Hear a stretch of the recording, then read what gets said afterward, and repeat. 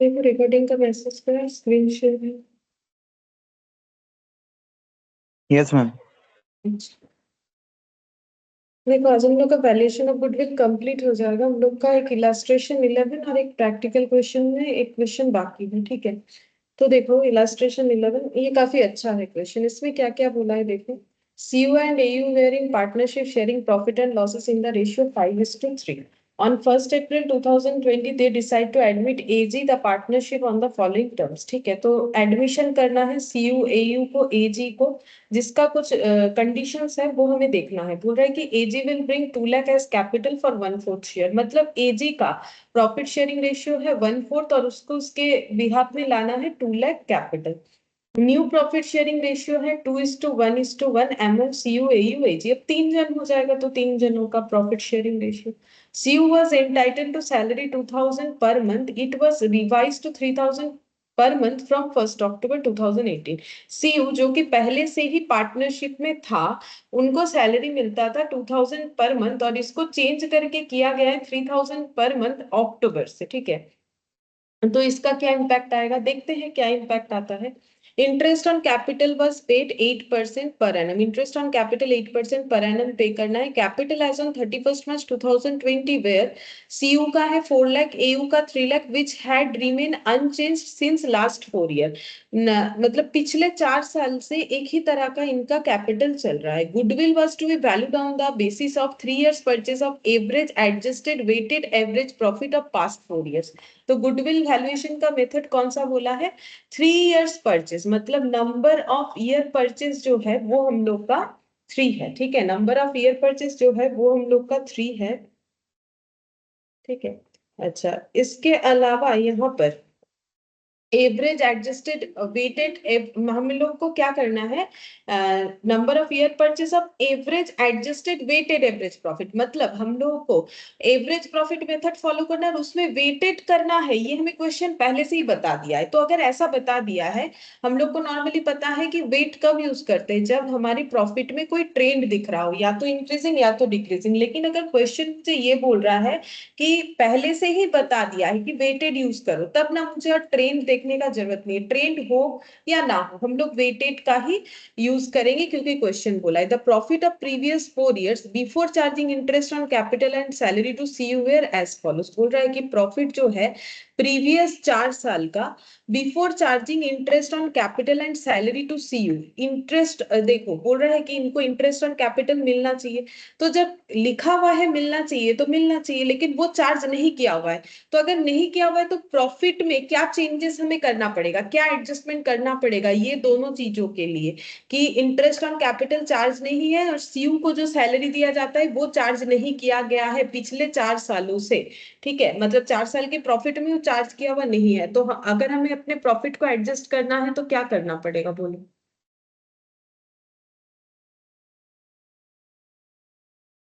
तो अगर interest on capital charge नहीं किया है और अगर हम लोगों ने सैलरी नहीं दिया है, तो प्रॉफिट में उसको एडजस्ट करने का मतलब क्या ट्रीटमेंट करना पड़ेगा बताओ। मैम प्रॉफिट से लेस। हाँ ऑब्वियसली प्रॉफिट से लेस करेंगे क्योंकि इसका मतलब प्रॉफिट ज्यादा दिख रहा है, तो प्रॉफिट से लेस करना पड़ेगा। तो 4 इयर्स के प्रॉफिट से ही हमें वो डेटा को लेस करना पड़ेगा, ठीक है। एक बार हम लोग का यहाँ पर सैलरी लेस होगा, ठीक है। यहाँ भी सैलरी, यहाँ भी सैलरी, यहाँ भी सैलरी और इंटरेस्ट ऑन कैपिटल, ठीक है। ये एक एडजस्टमेंट हमें दिख रहा है कि करना ही पड़ेगा। इसके अलावा profit were subject to the following rectification, कुछ रेक्टिफिकेशंस भी इसमें दिख रहे हैं, ठीक है। रेक्टिफिकेशन में क्या है, machine costing 40,000 purchased on 1st October 2018 was wrongly charged to revenue. The machine was depreciated at 20% per annum on written down value method। बोल रहा है कि एक मशीन जो कि 40,000 का है, हम लोगों ने परचेस किया था 1 अक्टूबर 2018 को और गलती से उसे हम लोगों ने रेवेन्यू में दिखा दिया। रेवेन्यू मतलब डे टू डे के, ये क्या है, डे टू डे का इनकम होगा कि एक्सपेंस होगा। मशीन परचेस को रेवेन्यू में दिखाए तो रेवेन्यू क्या ट्रीट किया है, रेवेन्यू इनकम या एक्सपेंडिचर, परचेस क्या होता है, एक्सपेंस। ऑब्वियसली एक्सपेंस यानी एक्सपेंडिचर होगा। तो अगर हम लोग मशीन खरीदते हैं उसका एंट्री क्या होना चाहिए बोलो, फटाफट बोलो, मशीन खरीदने का एंट्री क्या होना चाहिए, to cash. Machine to cash. लेकिन किया क्या है इन्होंने, ये एंट्री करना चाहिए था, बट इन्होंने उसको गलती से ना एक्सपेंडिचर दिखा दिया। तो फिर इन्होंने एक गलती क्या किया है,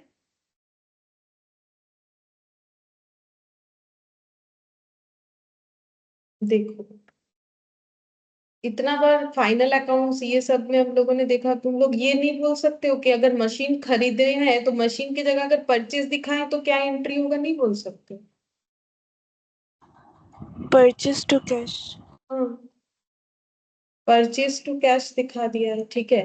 तो रेक्टिफिकेशन कैसे होगा, तो एंट्री तो हमें करने नहीं बोला है, लेकिन अगर रेक्टिफिकेशन करते हैं तो कैसे उसका एंट्री होगा, मशीन डेबिट होना Machinery चाहिए। account debit to purchase. हाँ, मशीन टू परचेज होगा 40,000 ठीक है, ये होगा। अच्छा, ये तो एंट्री हो गया, बट मुझे ये बताओ तुम लोग कि ऐसे गलती पे प्रॉफिट पे क्या इम्पैक्ट आएगा। अगर मैंने मेरे मशीन्स को परचेज दिखा दिया है तो मेरा प्रॉफिट ज्यादा दिख रहा है कि कम दिख रहा है, पहले ये बताओ। Form. कम दिख रहा है ऑब्वियसली, क्योंकि अगर मैंने मशीन को परचेज दिखा है तो परचेज का वैल्यू अगर बढ़ जाता है, ट्रेडिंग अकाउंट में अगर परचेज का वैल्यू बढ़ जाता है तो ऑब्वियसली ग्रॉस प्रॉफिट डाउनफॉल करेगा, ठीक है। तो अगर ग्रॉस प्रॉफिट कम होगा तो पीएल में जब ये जीपी ट्रांसफर होगा वो भी कम अमाउंट से होगा, तो नेट प्रॉफिट भी मेरा कम आया होगा। तो सीधा बात है, इसकी वजह से मेरा प्रॉफिट कम दिख रहा होगा, तो मुझे 40,000 प्रॉफिट में एड बैक करना पड़ेगा, क्योंकि 40,000 का परचेज मुझे दिखाना ही नहीं चाहिए था, ठीक है। लेकिन ये इंसिडेंट हुआ है 1 अक्टूबर 2018 को।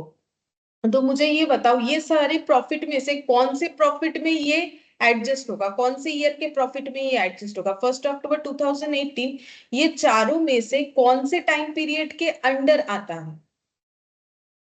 18 to 19। 18 to 19 करेक्ट, इसके अंदर आएगा, ठीक है। तो यहाँ पर तुम लोग को 40,000 को ऐड करना पड़ेगा।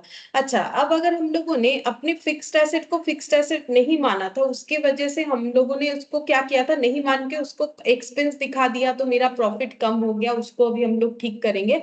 और बोला है कि क्योंकि ये फिक्स्ड एसेट है तो इस पे डिप्रिशिएशन चार्ज होना चाहिए, क्योंकि प्रीवियसली हम लोगों ने इसको एसेट माना नहीं तो डिप्रिशिएशन चार्ज नहीं किया होगा। लेकिन अब क्योंकि अपना गलती सुधार रहे तो फिर डिप्रिशिएशन जरूर चार्ज करेंगे। तो मुझे एक चीज बताओ, 40,000 पे कितना डिप्रिशिएशन होगा 20% करके।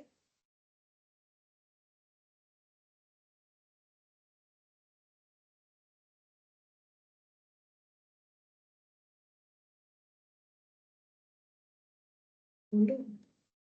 इसमें भी सोचोगे, सोचो। The 32,000, ma'am. 32,000 डिप्रिशिएशन। 8,000. 8,000 हो सकता है, लेकिन 32,000 नहीं, 8,000 नहीं होगा, क्योंकि ये 1 अक्टूबर को परचेज हुआ है, डिप्रिशिएशन टाइम के अकॉर्डिंग होता है। 4,000।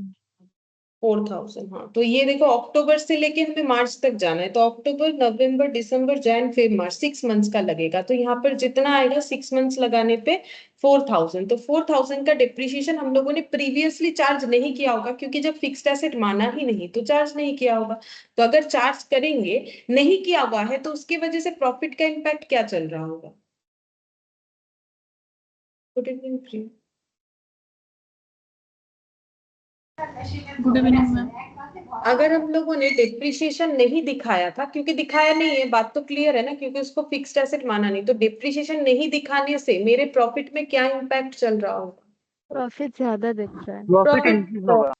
प्रॉफिट ज्यादा दिख रहा है, तो मुझे डिप्रिशिएशन से प्रॉफिट को, डिप्रिशिएशन लगा के प्रॉफिट को कम कर देना है, मतलब सही कर देना है। मेरा एक एक्सपेंस है बिजनेस का, अगर हम उसको नहीं दिखाए हैं तो अभी दिखाएंगे, रेक्टिफिकेशन तो उसी को बोलते हैं ना। अच्छा, स्टॉक बोला है कि ओवर वैल्यूड हुआ है 20,000 से, तो स्टॉक के बारे में ना मैंने तुम लोग को डिटेल्स में जब मैंने नोट्स लिखवाया था वहां बताया था। अब ये वो चीज इसी पीडीएफ में है कि नहीं उसका तो मुझे याद नहीं है, अगर होगा तो हम देख के बताते हैं, बाकी तुम लोग अगर याद रखे हो तो वो ज्यादा बेटर है, क्योंकि फिर दोबारा समझाने से बेकार में टाइम जाएगा।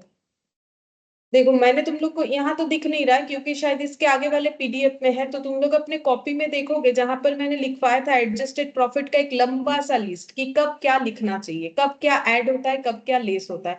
वहां पर मैंने क्लोजिंग स्टॉक और ओपनिंग स्टॉक का ओवर वैल्यूएशन लिखवाया था, और वहां पर तुम लोग को समझाया था कि क्लोजिंग स्टॉक जो है वो ऑलवेज प्रोपोर्शनेट टू प्रॉफिट होता है, और जो ओपनिंग स्टॉक है वो रिवर्स टू प्रॉफिट होता है। ठीक है, मतलब ओपनिंग स्टॉक बढ़ने से प्रॉफिट कम हो जाता है, और ओपनिंग स्टॉक जो है कम होने से प्रॉफिट बढ़ जाता है। ठीक है, ऑपोजिट होता है, और क्लोजिंग स्टॉक प्रोपोर्शनेट होता है, क्लोजिंग स्टॉक बढ़ेगा तो प्रॉफिट बढ़ेगा, क्लोजिंग स्टॉक कम होगा तो प्रॉफिट भी कम होगा, ये चीज फॉलो होता है। ये मैंने तुम लोग को एग्जाम्पल से दिखाया भी था, तो वहां पर तुम लोग के कॉपी में लिखा हुआ होगा। तो अब मुझे एक चीज बताओ कि अगर मैंने क्लोजिंग स्टॉक को ओवर वैल्यू कर दिया है तो मेरा प्रॉफिट कैसे दिख रहा होगा, मेरा प्रॉफिट क्या दिख रहा होगा, गलती से क्या दिख रहा होगा, क्योंकि मैंने गलती से अपने क्लोजिंग स्टॉक को 20,000 से ज्यादा दिखाया है, तो मेरा प्रॉफिट क्या दिख रहा है इसके वजह से, इस गलती के वजह से। बेशी कम। हो हाँ, ज्यादा दिखा है क्योंकि closing stock proportionate to profit होता है। तो अब मुझे अगर रेक्टिफाई करना है तो मुझे इस 20,000 से अपने प्रॉफिट को क्या करना पड़ेगा, कम करना पड़ेगा। कौन से ईयर में उसका इम्पैक्ट दिखाओगे, 31 मार्च 2018, मतलब इसमें से कौन से वाले में दिखाना पड़ेगा, बोलो। 17, 18. 17, 18। There was a loss by fire amounting to 10,000, बोल रहा है आग लगने की वजह से 10,000 का स्टॉक लॉस हुआ है 16, 17 को बता ही दिया है। Which was not considered in trading account, but हम लोगों ने उसको ट्रेडिंग अकाउंट पे नहीं दिखाया। ठीक है, ट्रेडिंग अकाउंट में दिखाना चाहिए था by goods lost by fire. ठीक है, ये क्यों दिखाना होता है, क्योंकि सिंपल सा बात है कि कॉस्ट के साथ रेवेन्यू को हमें मैचअप करना होता है। जैसे कि मान लो हम एक नॉर्मल सा एग्जांपल दे रहे हैं, मेरे पास, हम रुपीज में नहीं दिखा रहे, हम यूनिट में दिखा रहे हैं, मेरे पास 10 यूनिट सामान था, उसमें से मान लो मैंने 6 यूनिट सेल कर दिया। ठीक है, 6 यूनिट सेल कर दिया, तो मेरे पास 4 यूनिट बचना चाहिए। अब 4 यूनिट में से मेरे पास ना 3 यूनिट ही क्लोजिंग स्टॉक में दिख रहा है। ठीक है, एक यूनिट ना मेरा चोरी हो गया, एक यूनिट जो है वो मेरा चोरी हो गया, यानी स्टोलन। ठीक है, तो अगर मुझे अपने इस लेजर को बैलेंस करना है, इधर 10 है तो इधर भी तो 10 होना चाहिए, इधर 1 कम दिख रहा है। ठीक है, तो यहाँ 10 होने के लिए यहाँ 1 होना चाहिए, मतलब जो चोरी हो गया है ना, 1 यूनिट स्टोलन, उसका भी मुझे यहाँ हिसाब देना चाहिए। उसका लॉजिक क्या है, उसका लॉजिक जो है उसको बोलते हैं कॉस्ट के साथ रेवेन्यू को मैच करना। अगर मैंने इधर 10 यूनिट का कॉस्ट रिकॉर्ड किया है तो इधर भी मेरा 10 यूनिट का डिटेल्स होना चाहिए, चाहे वो सेल हो जाए, चाहे वो क्लोजिंग स्टॉक में रहे, चाहे वो मेरा चोरी हो जाए, आग लग जाए, कुछ भी हो जाए, तो मुझे वो दिखाना चाहिए। तो कॉस्ट के साथ रेवेन्यू को तो मैच करना पड़ेगा, क्योंकि जो स्टॉक खरीदा हुआ था या जो पहले से था उसी में से तो चोरी हुआ होगा या बिका होगा या आग लग के डिस्ट्रॉय हुआ होगा। तो अगर हम लोगों ने ये ट्रेडिंग अकाउंट में नहीं दिखाया है तो हम लोग का प्रॉफिट गलत दिख रहा होगा। ठीक है, अब बोल रहे हैं हम लोगों ने इसको कंसीडर नहीं किया है ट्रेडिंग अकाउंट में, but correctly debited in the profit and loss for that year, लेकिन हम लोगों ने पीएल में उसको दिखाया है। अब पीएल में कब दिखाते हैं, देखो गुड्स लॉस्ट बाय फायर अगर मेरा 10,000 है और इस पे अगर मेरा कोई इंश्योरेंस कवरेज नहीं है तो मेरा पूरा का ये जो ट्रेडिंग में दिखा रहे ये हम क्यों दिखा रहे हैं, क्योंकि मुझे कॉस्ट के साथ रेवेन्यू को मैच करना है। लेकिन अगर कोई पूछे कि मेरा लॉस कितना है, अगर मेरे इंश्योरेंस कवरेज होता तो मान लो इंश्योरेंस कवरेज 2,000 है तो फिर लॉस 8,000 होता। यहाँ पर पूरा लॉस हो जाएगा कितना, लॉस बाय फायर जो है यहाँ पर हमें पीएल में लिखना चाहिए, रिकॉर्ड करना चाहिए कि भाई मेरा 10,000 का पूरा पूरा लॉस है। बोले पीएल में दिखाए हैं लेकिन हम लोगों ने ट्रेडिंग में नहीं दिखाया, तो इसका मतलब जीपी गलत आया होगा। अब जैसे जीपी गलत आया फिर एनपी भी गलत आ जाएगा, नेट प्रॉफिट भी, तो उसको हमें रेक्टिफाई करना चाहिए। तो रेक्टिफाई करने के लिए क्या करना पड़ेगा, अगर हम लोगों ने लॉस बाय फायर इधर नहीं दिखाया है तो इसके वजह से हम लोग के प्रॉफिट में क्या इंपैक्ट आया होगा, तुम लोग को क्या लगता है।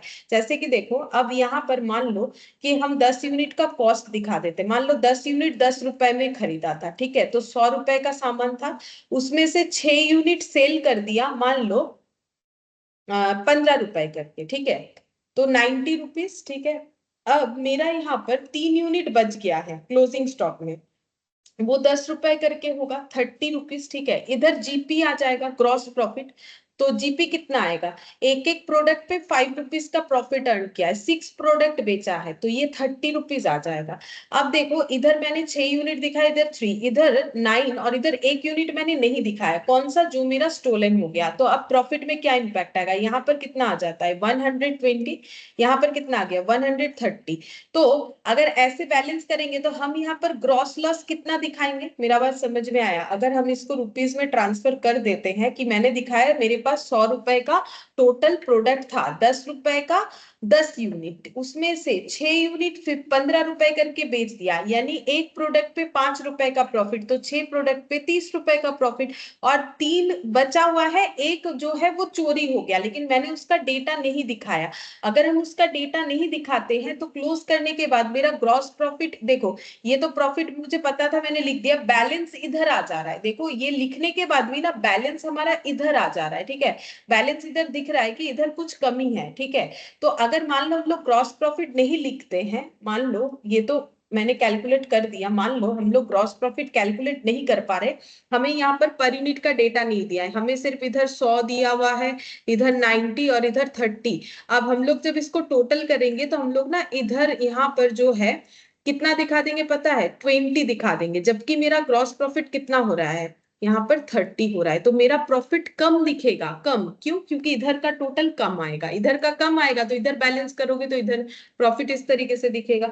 तो देखो यहाँ पर अगर हम लोग अपना कॉस्ट के साथ रेवेन्यू को मैच नहीं कर रहे हैं तो उस केस में मेरा प्रॉफिट जो है वो कम दिखेगा, ठीक है, कम दिखेगा, क्योंकि देखो मैंने यहाँ पर पूरा प्रूफ करके दिखाया, यहाँ 30 रुपीज प्रॉफिट आना चाहिए, लेकिन मान लो हमें ये नहीं पता पर यूनिट का प्रॉफिट कितना, हम लोग ग्रॉस प्रॉफिट बैलेंस करके निकालने वाले थे, तो मैंने सेल रिकॉर्ड किया, क्लोजिंग स्टॉक किया, मैंने goods lost by fire record नहीं किया, तो मेरे इधर 120 दिख रहा है, इधर 100, तो बैलेंस करने के लिए इधर 20 लिखेंगे, तो जहां प्रॉफिट मुझे 30 रिकॉर्ड करना चाहिए था मैंने 20 रिकॉर्ड किया है, तो इस वजह से मेरा प्रॉफिट में इंपैक्ट क्या आता है, प्रॉफिट कम दिखता है, ठीक है। इसका अगर सीधा सा एग्जांपल देखोगे तो ये बेसिकली बाई साइड में जा रहा है, तो ये क्लोजिंग स्टॉक की तरह ही ट्रीट हो रहा है, तो क्लोजिंग स्टॉक अगर कम दिखाएंगे तो प्रॉफिट कम होगा, क्योंकि जैसे क्लोजिंग स्टॉक ज्यादा दिखाओगे ज्यादा होगा, कम दिखाओगे कम होगा, तो लॉस बाय फायर भी तो क्लोजिंग स्टॉक के तरह ही इधर दिखेगा ना, मतलब ये भी तो मेरा क्लोजिंग स्टॉक ही है, लेकिन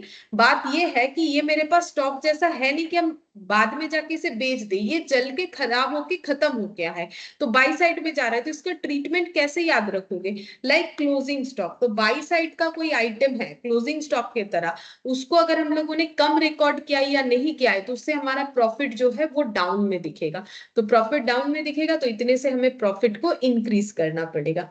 एंड लास्ट पॉइंट, डेटर जो है उसमें बैड डेट 5800 इंक्लूडेड है, उसका हम लोगों ने ट्रीटमेंट नहीं किया है, तो अगर हम लोग उसका ट्रीटमेंट करने जाए तो 5800 से पहले वो लोग बैड डेट अगर हम लोगों ने नहीं ट्रीट किया है, डेटर में बैड डेट था वो अगर हम लोगों ने नहीं ट्रीट किया है तो हम लोग का प्रॉफिट ज्यादा दिख रहा है कि कम दिख रहा है, बैड डेट हो गया उसको हम लोगों ने दिखाया नहीं तो प्रॉफिट ज्यादा दिख रहा है कि कम दिख रहा है, बेशी हुई है। हाँ, तो फिर हमें माइनस कर देना है, तो ये सब रेक्टिफिकेशन तुम लोग को करना है। और AG shall bring his share of goodwill in cash, और बोल रहा है गुडविल कैश में लाया, you are required to calculate amount of goodwill, सबसे पहले गुडविल निकालो, फिर AG is suppose to bring and journal entry for the same, ठीक है, तो बोल रहा है कि जो भी लेके आ रहा है गुडविल वगैरह कैपिटल वगैरह उसका जर्नल एंट्री पास करो, तो सबसे पहले गुडविल का कैलकुलेशन, तो लिखो कैलकुलेशन ऑफ गुडविल,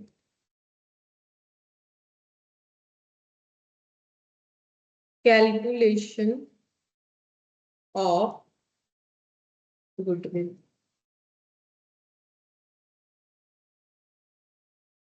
पर्टिकुलर्स,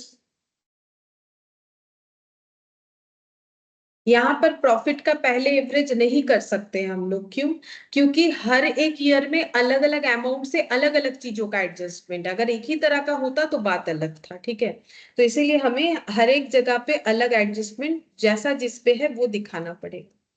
16 17 17 18 18 19 और 19 20, ठीक है, तो डिस्कस हम लोगों ने सारा चीज कर लिया, अब जस्ट लिखना है, ठीक है, तो सबसे पहले जो गिवन प्रॉफिट है वो लिखेंगे, फिर उसमें एडजस्टमेंट करेंगे, प्रॉफिट गिवन, तो इसमें क्या क्या है, 2 लाख 10, 2 लाख 60, 2,10,000, 2,60,000, again 2,10,000, 3,05,000, 2,10,000, 2,60,000, 2,10,000 और 3,05,000। फिर यहाँ पर सबसे पहले सैलरी था एक, और हम लोग का एक इंटरेस्ट ऑन कैपिटल था, ये दोनों हमें लेस करना चाहिए। ठीक है, तो लेस करते हैं salary to CU, salary to CU और इंटरेस्ट ऑन कैपिटल, ये दोनों हमें लेस करना पड़ेगा। लेकिन दोनों का हम लोग वर्किंग नोट बना के करेंगे, क्योंकि इसी के अंदर अगर हम लोग कैलकुलेट करने जाए ना सैलरी वगैरह, तो फिर हम लोग का जो है यहाँ पर जगह कम पड़ जाएगा। तो हम यहाँ वर्किंग नोट 1 बना लेते हैं, यहाँ वर्किंग नोट 2 बना लेते हैं, पीछे उसको दिखा देंगे। ठीक है, तो ये पूरा एक पेज रेक्टिफिकेशन के लिए रख देना चाहिए हमें, क्योंकि इतना जगह हमें चाहिए होगा। तो मेरा देखो इतना पेज, उसके हिसाब से तुम लोग अपना जगह बचाओ। ठीक है, अब यहाँ पर हम लिख रहे हैं, देखो उसके बाद भी ना जगह चाहिए होगा, मुझे लग रहा है ये लिखने से भी मुझे लग रहा है थोड़ा जगह चाहिए होगा।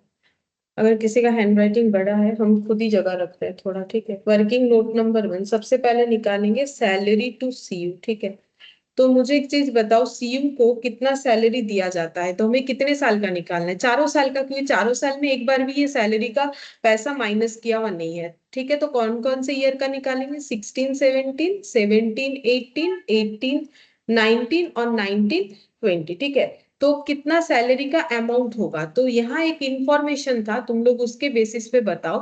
यहाँ बोला था कि CU को सैलरी मिलता था 2000 करके, और इसका चेंजेस हुआ है 1 अक्टूबर 18 से 2000 पर मंथ करके मिलता था, इसका चेंजेस हुआ है 1 अक्टूबर 2018 से। तो मुझे बताओ 16, 17 का सैलरी ईयरली कितना हो जाएगा?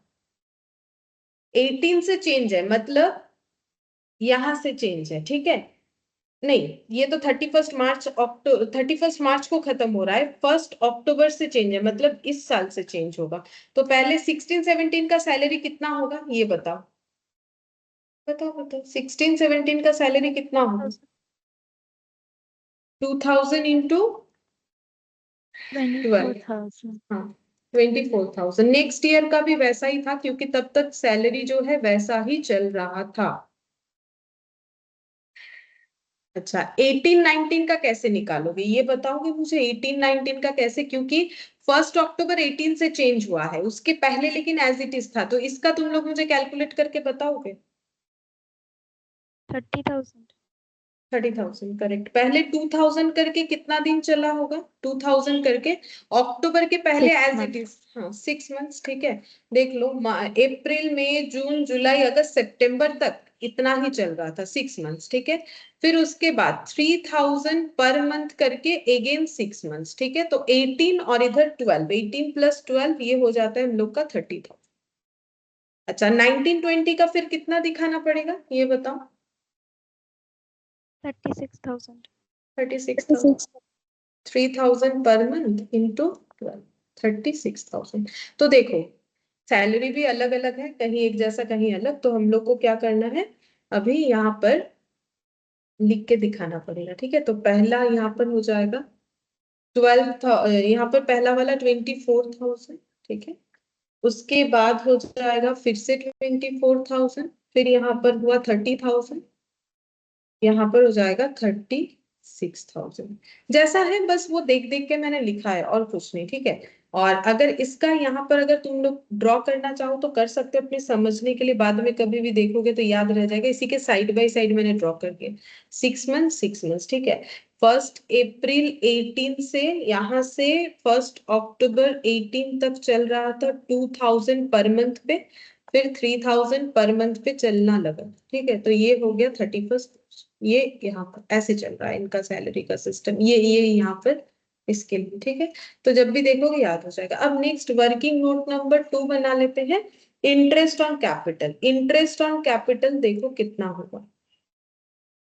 अच्छा, कैसे निकालेंगे, पहले देखना पड़ेगा कितना कैपिटल पे इंटरेस्ट, क्वेश्चन बोला था 8%। ठीक है, और कैपिटल है सीयू और एयू, तो दोनों का ही होगा क्योंकि वो पार्टनर तो एडमिशन लिया ही नहीं है पिछले 4 साल में, तो दो दो जन का ही होगा। सीयू का 4 लाख और एयू का हो गया 3 लाख। और डिप्रिशिएशन बोल रहे, इंटरेस्ट ऑन कैपिटल लगाना है 8% पर एनम। तो तुम लोग मुझे बताओगे कितना होगा, बता सकते हो कितना होगा?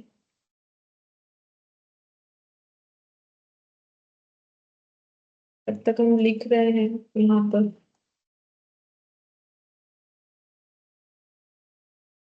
बोलो कितना होगा interest on capital? 4 lakh CU का है कैपिटल, 3 लाख। बोलो कितना होगा? 8% करके बता तो दिया है, ईयरली 8%, 8% पर एनम, तो कितना होगा? सीयू का 32,000 होगा 32,000 होगा पूरे साल भर का, ठीक है। हर साल इतना ही और होता है। एयू का 24,000 होगा। 24,000 होगा, सही है, ठीक है। तो दोनों का मिला के कितना होगा? 56,000। अच्छा, दोनों का मिला के मैंने क्यों लिखा?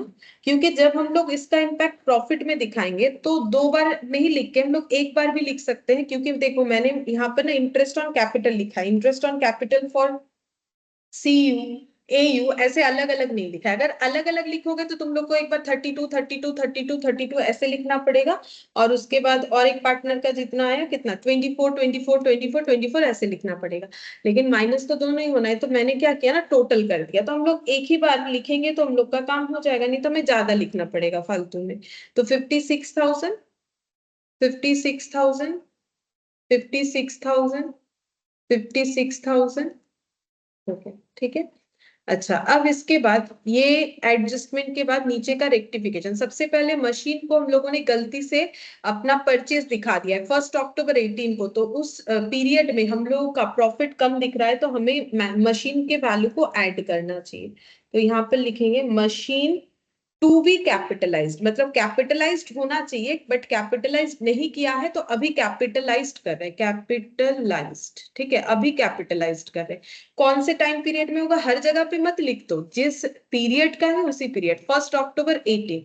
तो 1 अक्टूबर 18 मतलब कौन सा टाइम आएगा? ये वाला, ठीक है, 18 19। तो यहाँ पर ऐड क्यों किया वो मैंने पहले ही बताया, क्योंकि अगर हम लोग अपना परचेज दिखा रहे हैं मशीन खरीदने को, तो फिर तो मेरा जीपी कम होगा ना, जीपी कम होगा तो एनपी भी कम होगा, क्योंकि मैंने इसको मशीन को फिक्स्ड एसेट माना ही नहीं था, तो डिप्रिशिएशन नहीं दिखाया था। डिप्रिशिएशन एक खर्चा है, नहीं दिखाया तो मेरा प्रॉफिट ज्यादा दिख रहा था, तो मुझे डिप्रिशिएशन लेस करना चाहिए।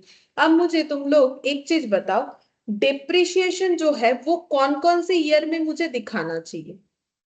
इसका वर्किंग नोट बनाएंगे, वो तो हम बताते हैं। डिप्रिशिएशन कौन कौन से ईयर में डिप्रिशिएशन दिखाओगे? 1819 और 1920। हाँ, ये वाले साल में दिखाओगे जब परचेस हुआ, और परचेस हो गया उसके बाद तो मशीन यूज होना चालू हो गया, तो हमारे साथ नेक्स्ट ईयर भी था, तो ये दोनों साल में हमें दिखाना पड़ेगा। और डिप्रिशिएशन का कैलकुलेशन हम लोग पीछे वर्किंग नोट 3 बना के कर लेते हैं।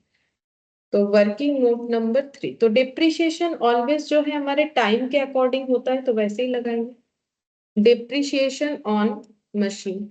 तो मशीन कब लिया गया उसके बेसिस पे डिप्रिशिएशन लगेगा 1 अक्टूबर 18 को, ठीक है। तो 1 अक्टूबर 18 से लेके पहले मुझे लगाना है 31 मार्च 19 तक का, तो ये पीरियड जो है 6 मंथ्स का हुआ, ठीक है। अब डिप्रिशिएशन लगाओ, मशीन का वैल्यू है 40,000, डिप्रिशिएशन का रेट है 20%, क्वेश्चन बताया था इंटू 6/12, तो ये कितना हो जाएगा हम लोग का 4,000। 4,000। हाँ, और नेक्स्ट ईयर फिर कितना लगेगा 1920 का? 7,200। 7,200। नेक्स्ट ईयर तो फुल ईयर लगेगा, 12 मंथ्स। डब्ल्यूडीबी बोला है शायद, एक बार चेक कर लो डब्ल्यूडीबी। तो डब्ल्यूडीबी मेथड में लगा, तो अभी कितने वैल्यू पे लगेगा? 7,200। 7,200 ही होगा। हाँ हाँ, 7,200 ही होगा, ठीक है। डब्ल्यूडीबी मुझे लगा इससे लेंथ है, ठीक है, ठीक आंसर हुआ है। तो डब्ल्यूडीबी में क्या होता है, बचे हुए वैल्यू पे लगता है। तो पहले 40,000 था, फिर 4,000 डिप्रिशिएशन लगा, तो बचा हुआ वैल्यू कितना बच गया? 36,000, ठीक है। अब 36,000 पे लगाना पड़ेगा 20%, 12/12। पूरे साल भर का, तो ये हो रहा है 7,200, ठीक है।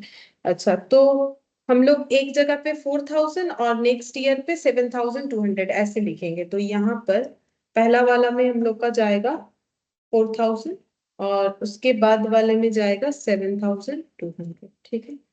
अच्छा, नेक्स्ट देखते हैं डिप्रिशिएशन के बाद हम लोग का क्या कैलकुलेशंस था। बोला है कि स्टॉक को, क्लोजिंग स्टॉक को हम लोगों ने ओवर वैल्यूड किया है, तो क्लोजिंग स्टॉक प्रॉफिट के साथ प्रोपोर्शनेट होता है, तो फिर प्रॉफिट मेरा कम हो गया है, तो मुझे 20,000 से प्रॉफिट बढ़ा देना चाहिए।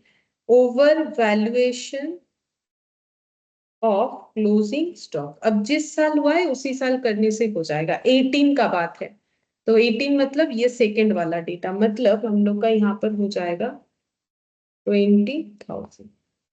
अच्छा, अब एक चीज देखो, ये हमें क्वेश्चन नहीं बोलेगा, लेकिन अगर किसी साल ओवर वैल्यूएशन हुआ है क्लोजिंग स्टॉक का, क्या नेक्स्ट ईयर इसका कोई इम्पैक्ट आएगा? अगर मेरा बात समझ नेक्स्ट ईयर ओपनिंग स्टॉक का ओवर वैल्यूएशन नहीं हाँ, कम। ये हमें बोलेगा नहीं, लेकिन हमें खुद से समझना है। नेक्स्ट ईयर क्या हो जाएगा, automatically over valuation of opening stock भी हुआ होगा। अगर मैंने गलती से मेरा क्लोजिंग स्टॉक ज्यादा दिखा दिया और कैलकुलेशन कर डाला पूरा, तो closing stock next year opening stock जब होगा तो वो ओवर वैल्यूएशन होगा। तो कितने अमाउंट से होगा, वही 20,000 से ही हुआ होगा। तो मुझे एक चीज बताओ कि अगर मेरा ओपनिंग स्टॉक ओवर वैल्यूड है तो प्रॉफिट पे क्या इम्पैक्ट आएगा? अभी मैंने तुम लोग को लिख के दिखाया, और लास्ट क्लास मतलब जब स्टार्ट किए थे तब तो समझाया भी था क्यों होता है, और अभी बता भी दिया प्रॉफिट लॉजिक। कम हो जाएगा।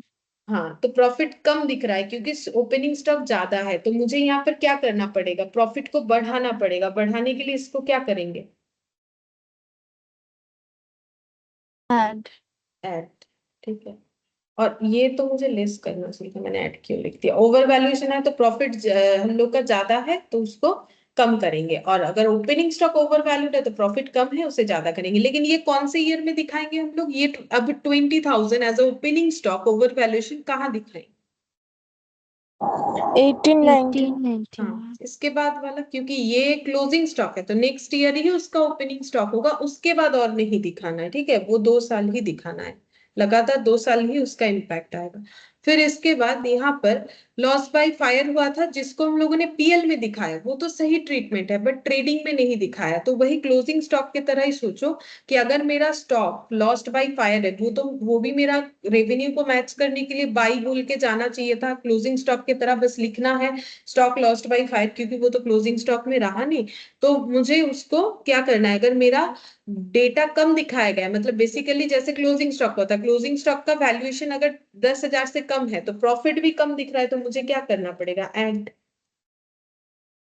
लॉस बाय फाइव, ऐड करेंगे 10,000। अच्छा, कौन से ईयर में करेंगे? ये इंसिडेंट कब हुआ है, 1617, तो फिर 1617 में करना पड़ेगा। अच्छा, फिर बोला है कि डेटर जो बैड डेप्ट हुआ है 5,800, वो हम लोगों ने ट्रीट नहीं किया, तो प्रॉफिट ज्यादा दिख रहा है, उसको लेस कर देंगे, less bad dept right of, bad dept return of, ठीक है। तो 5,800 ईयर देखो कौन सा है, एकदम एंड वाला 20 वाला, ठीक है। तो यहाँ पर लिख देते हैं 5,800 हो गया। अब ये सबको कैलकुलेट करके निकल के आएगा एनुअल, एडजस्टेड एनुअल प्रॉफिट, ऐसे लिख देते हैं, एडजस्टेड एनुअल प्रॉफिट, ठीक है।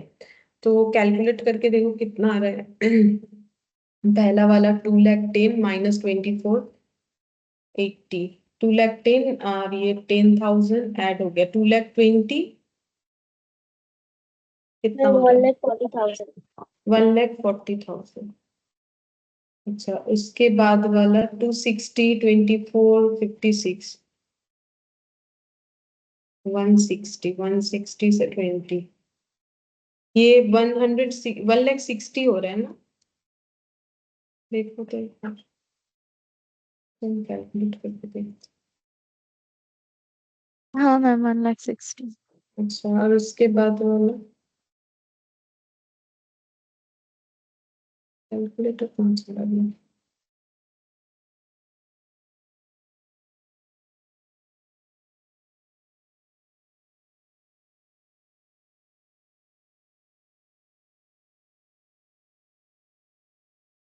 1,80,000. अच्छा, इसके बाद वाला 1,80,000, ठीक है। और next Next one, 2 lakh. Only 2 10, ठीक है। अच्छा, अब देखो यहाँ ट्रेंड भी है, और हो या ना हो, हमें तो बोला था वेट लगाने के लिए, तो वेट लगा देंगे। वेट कैसे होगा? वेट हमेशा सीक्वेंस में जाता है, क्योंकि इंक्रीजिंग है तो 1 2 3 4, अगर डिक्रीजिंग होता तो 4 3 2 1। अब निकालो वेटेड प्रॉफिट। वेटेड प्रॉफिट कैसे निकालेंगे? वेटेड प्रॉफिट कैसे निकलता है? वेट इंटू प्रॉफिट करके, है ना।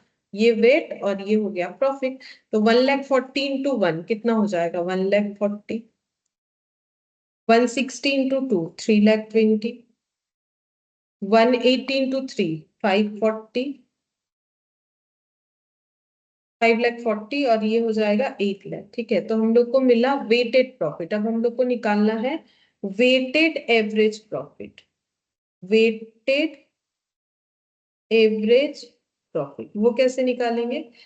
ये सब ऐड डिवाइडेड बाय वेट। ठीक है, तो 1,40,000 प्लस 320 मतलब 3,20,000 plus 540 plus 8,00,000 divided by weight. 1 plus 2 plus 3 plus 4। अब देखो तो कैलकुलेट करके कितना आता है यहाँ पर। 18 lakh. 18,00,000। अच्छा, 18,00,000 आ गया total, divided by Divided by 10. 10. 10, तो फिर कितना हो So जाएगा? 1,80,000. 1,80,000 पर। गुडविल, गुडविल कितना आएगा? Weighted profit into number of year purchase. तो देखो नंबर ऑफ ईयर परचेज कितना था? नंबर ऑफ ईयर परचेज था 3, तो देख लो कितना होगा। 5,40,000. 5,40,000 गुडविल हो गया। ठीक है, तो ये कैलकुलेशन हो गया, लेकिन अभी तक हम लोग का क्वेश्चन कंप्लीट नहीं हुआ। अभी ये तो एक ही आंसर हुआ है, ओनली वैल्यूएशन ऑफ गुडविल। इसके बाद बोला है कि कैलकुलेट गुडविल के बाद हमें जर्नल एंट्री पास करना है सारे ट्रांजैक्शन के लिए, और बता दिया है कि जो एजी है वो गुडविल कैसे लेके आ रहा है? वो गुडविल लेके आ रहा है कैश में। ठीक है, तो उसका एंट्री करो जैसे मैंने तुम लोग को सिखाया। तो सबसे पहले ये निकालेंगे कि एजीज शेयर ऑफ गुडविल क्या होगा। तो ये ना वर्किंग नोट जो है बीचों बीच हो गया क्वेश्चन का, वैसे नहीं होना चाहिए। ठीक है, देखो ये किया, इसके बाद मुझे थोड़ा जगह रख देना चाहिए था एंट्री के लिए, रख देते तो अच्छा होता। मुझे लगा इसमें हो जाएगा, चलो कोई बात नहीं। यहाँ वर्किंग नोट बीच में आ गया, लेकिन तुम लोग ना बीच में मत करना, अभी भी सोल्यूशन हमारा बाकी है। तो हम लिख रहे हैं एजीज शेयर ऑफ गुडविल। ठीक है, 5,40,000 में उसका शेयरिंग कितना होता है? जितना उसका प्रॉफिट शेयरिंग रेशियो होता है। प्रॉफिट शेयरिंग रेशियो 1/4 बोला था यहाँ पर, ये देखो, ये देखो 1/4। तो इंटू 1/4 कितना हो रहा है? 1,35,000। 1,35,000। अच्छा, अब एंट्री करो। सबसे पहले अगर एक तो बोला था कैपिटल ला रहा है, देखो क्या क्या एंट्री होगा। ये कैपिटल का एंट्री होगा सबसे पहले, तो bank to bank account debit to A AG, AG था नाम, AG's capital account 2,00,000 being capital introduced. जब सिर्फ जर्नल बोला जाता है तो नरेशन लिखना मैंडेटरी होता है। बीइंग कैपिटल इंट्रोड्यूस्ड, ठीक है, ये कैपिटल आ गया। इसके बाद गुडविल का पैसा जो है कैश में ला रहा है, तो हम लोग एंट्री जो डिटेल्स में ठीक है वही हम तुम लोग को करके दिखाते हैं। Bank to premium for goodwill to premium for goodwill, premium for goodwill 1,35,000। और ये अमाउंट सैक्रिफाइसिंग पार्टनर अपने अंदर सैक्रिफाइसिंग रेशियो में ट्रांसफर कर लेंगे, लेकिन उसके लिए पता करना पड़ेगा कि सैक्रिफाइसिंग पार्टनर है कौन। ये हो जाएगा being cash bring for goodwill. अच्छा, अब जब डिस्ट्रीब्यूट होगा तो premium for goodwill account debit to, जो सैक्रिफाइसिंग पार्टनर होगा, अभी मुझे पता नहीं है, चेक करना पड़ेगा, मतलब फिर से एक वर्किंग नोट होगा, अब इसके नीचे ही लिखेंगे और क्या करें, इसके बाद ही वर्किंग नोट बनाएंगे। सारे वर्किंग नोट एक ही जगह पे होना चाहिए, मतलब ये सेकंड पेज में आ जाएगा ये वर्किंग नोट, और इसके बाद और एक वर्किंग नोट सीक्वेंस में लिखना चाहिए। ठीक है, अभी के लिए लिख लेते हैं बीइंग गुडविल एडजस्टेड। ठीक है, ये मैंने नरेशन लिख दिया। अब देखते हैं कितने पार्टनर ने सैक्रिफाइस किया, तो यहाँ पर वर्किंग नोट नंबर इसी के सीक्वेंस में बना देंगे, थर्ड के बाद फोर्थ नंबर होना चाहिए। तो फोर्थ नंबर में निकालना क्या है वर्किंग नोट में, सैक्रिफाइसिंग रेशियो। तो पार्टनर नाम है CU AU और AG, पार्टनर का नाम। ठीक है, ओल्ड प्रॉफिट शेयरिंग रेशियो क्या है, ओल्ड वाला है ये देखो 5:3, मतलब 5/8 3/8। जो न्यू रेशियो है उसमें AG का तो 1/4 है, सभी का ना दिया हुआ है, ये देखो 2:1:1, तो 2/4 1/4 1/4, तो 2/4 1/4 1/4। सैक्रिफाइसिंग चेक करेंगे, चेक करते हैं। 5/8 minus 2/4,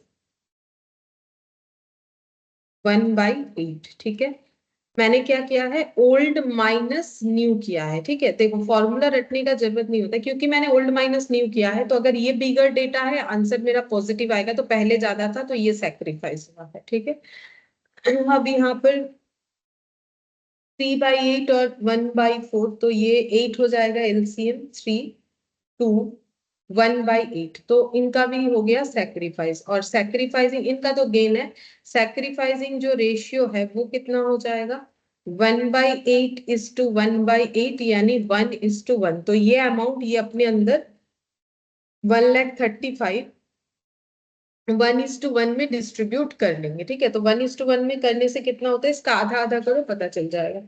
2 CUs 7,500. 67,500, 67,500, 2 CUs capital, 2 AUs capital, 67,500 mean goodwill adjusted हो गया। और इसके आगे लिख सकते हो वर्किंग नोट नंबर 4 से ये हम लोगों ने बनाया, हो गया। ठीक है, ये एक क्वेश्चन हम लोग का बाकी था। चलो और एक क्वेश्चन है, वो करने के बाद MCQ करेंगे, तो हम लोग का वैल्यूएशन ऑफ गुडविल कंप्लीट। अच्छा,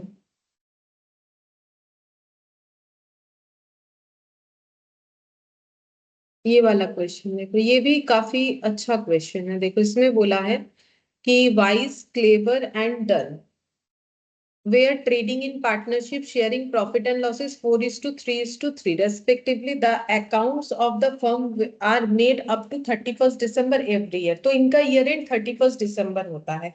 The partnership provided inter alia that partnership में क्या बोला गया है, on the death of partner, अगर किसी पार्टनर का डेथ हो जाता है, the goodwill was to be valued at 3 years purchase, मतलब number of year purchase 3 हो गया, of average profit of 3 years up to the date of death after deducting interest at the rate of 8% on capital employed and a fair remuneration of each partner। तो ये पहले समझ लो, बोल रहा है कि इन्होंने पार्टनरशिप डीड में ना कुछ ऐसा लिखवाया है कि अगर किसी पार्टनर का डेथ हो जाता है तो गुडविल को कैसे वैल्यू किया जाएगा, गुडविल इक्वल टू हो जाएगा average profit into number of year purchase. ठीक है, जिसमें से नंबर ऑफ ईयर परचेज बता दिया है 3, एवरेज प्रॉफिट कैलकुलेट करना पड़ेगा। लेकिन इसका भी जो रूल्स रेगुलेशंस है वो भी इन्होंने पार्टनरशिप डीड में लिखवाया है। क्या लिखवाया है, बोल रहा है 3 इयर्स का एवरेज प्रॉफिट लेना है। तो 3 इयर्स कैसे काउंट करना है, up to the date of death,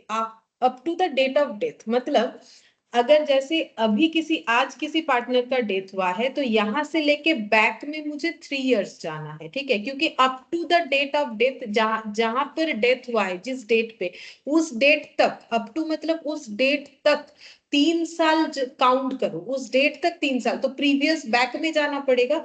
तो वो 3 साल का जो है हमें यहाँ पर प्रॉफिट का एवरेज करना है, लेकिन उसमें क्या क्या माइनस करना है, इंटरेस्ट माइनस करना है 8% कैपिटल पे, और रेम्यूनरेशन हर एक पार्टनर को जितना मिल रहा है वो लेस करना है प्रॉफिट पे।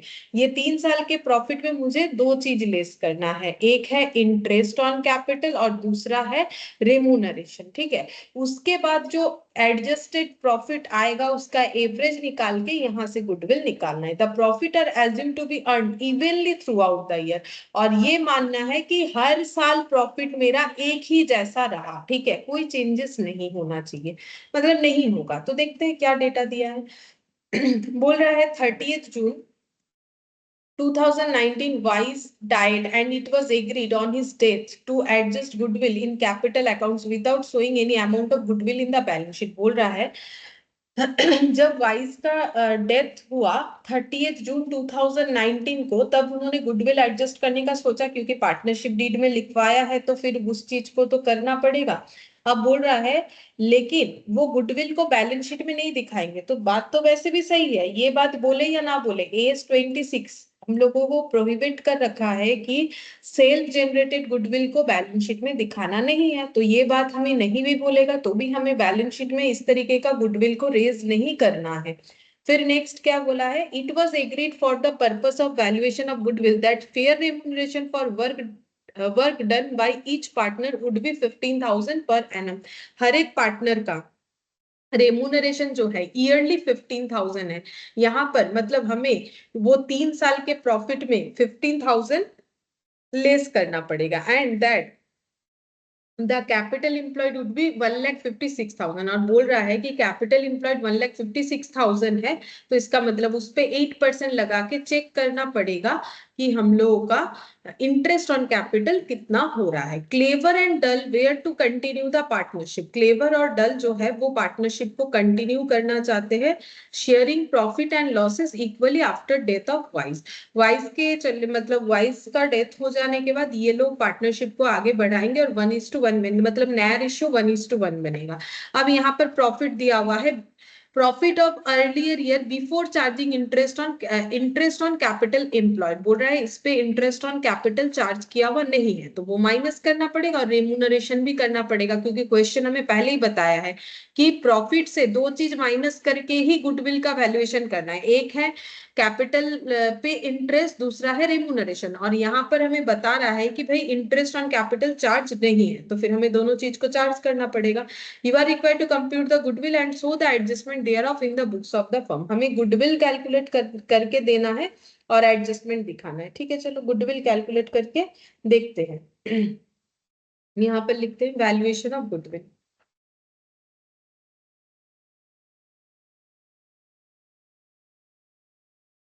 Calculation of valuation of goodwill। तो उसके लिए तो पहले हमें कैलकुलेट करना पड़ेगा एवरेज प्रॉफिट, ठीक है। तो हम एक पेज रख देते हैं पूरे कैलकुलेशंस के लिए, ठीक है। कैलकुलेशन के लिए हम एक पेज रख देते हैं और एंट्री के लिए नेक्स्ट पेज में हम वर्किंग नोट बनाएंगे, ठीक है। पहले वर्किंग नोट देखो।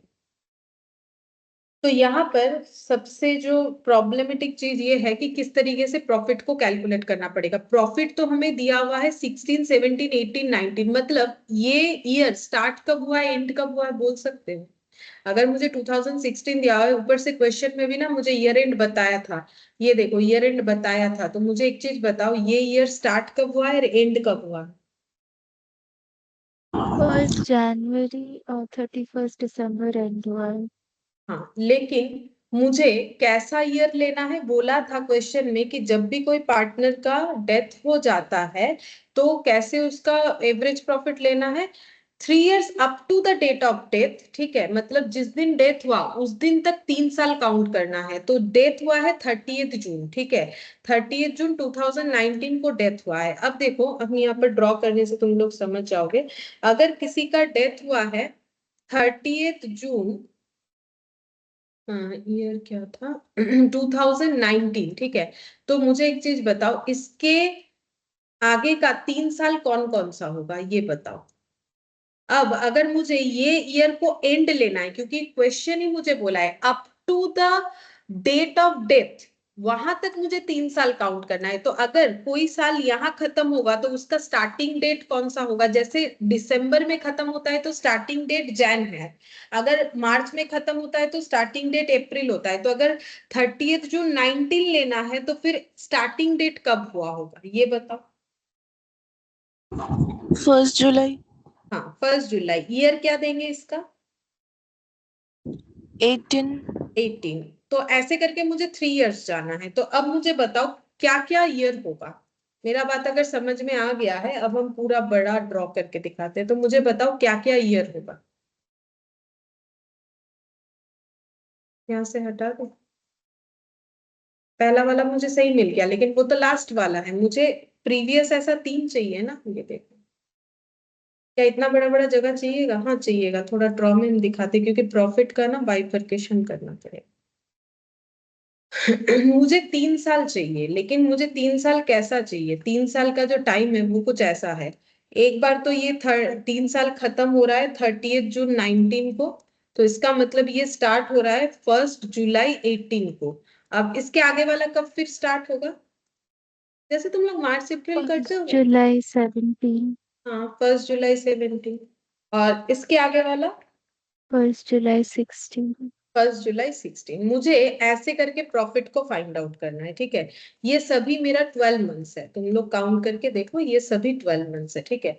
अच्छा अब मुझे प्रॉफिट लेना है, तो 16 का प्रॉफिट है 67,200, ठीक है। तो मुझे 16 का प्रॉफिट का कितना हिस्सा यहाँ लेना पड़ेगा बोल सकते हो? क्योंकि ये तो मेरा शुरू हुआ है 1 जैन से और खत्म हुआ है 31 दिसंबर को, ठीक है। 16 का, और 16 का ईयर का मुझे कहां से कहां तक का प्रॉफिट चाहिए? जुलाई से लेके 17 तक का। तो ये तो 16 का है, तो 16 का मुझे कितने टाइम पीरियड का प्रॉफिट यहाँ पर चाहिए? क्या हम समझा पाए तुम लोगों को कि यहाँ पर देखो टाइम पीरियड जैन से दिसंबर है, ठीक है। तो 16 पीरियड का मुझे यहाँ पर कितने टाइम का प्रॉफिट चाहिए? यहाँ तो 17 भी चालू हो गया ना, तो 16 का कितने टाइम पीरियड का प्रॉफिट चाहिए ये बताओ। 6 months.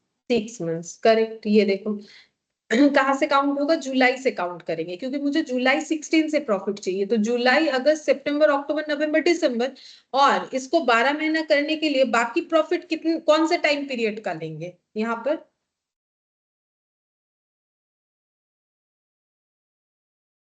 जैसे दिसंबर खत्म हुआ, ये जुलाई 16 से 2017 का 6 months. हाँ 2017, हाँ 2017 का 6 मंथ्स लेंगे, ठीक है।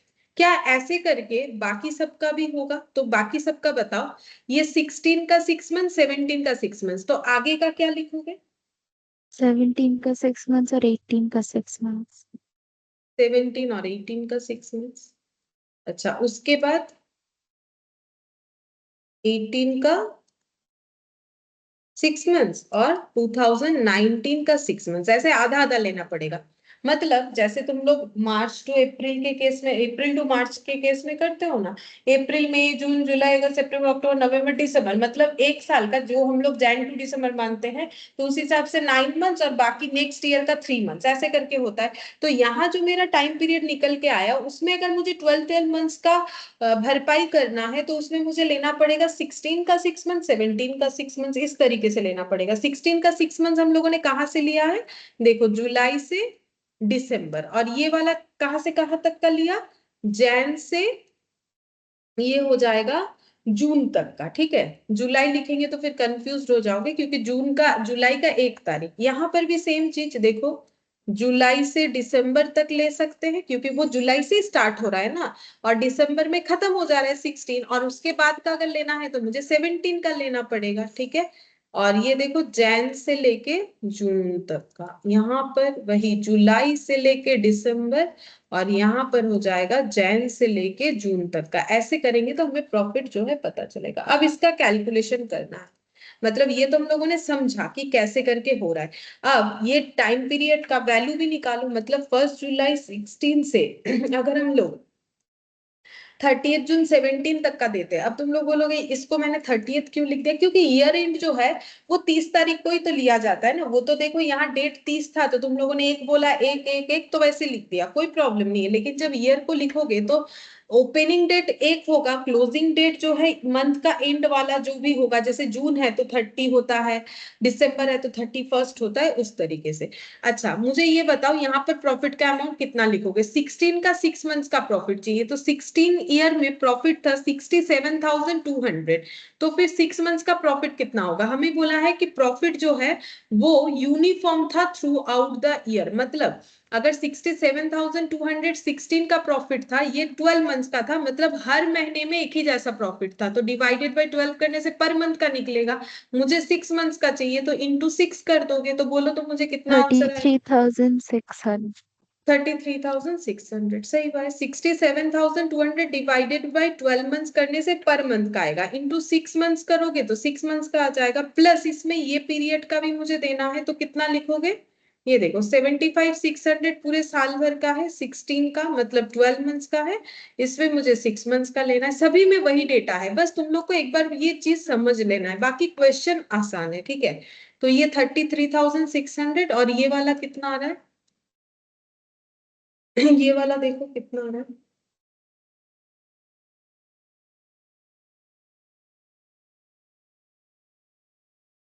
37,800. 37,800, तो टोटल लगाने पे आ जाएगा 71,400. 71,400, ठीक है।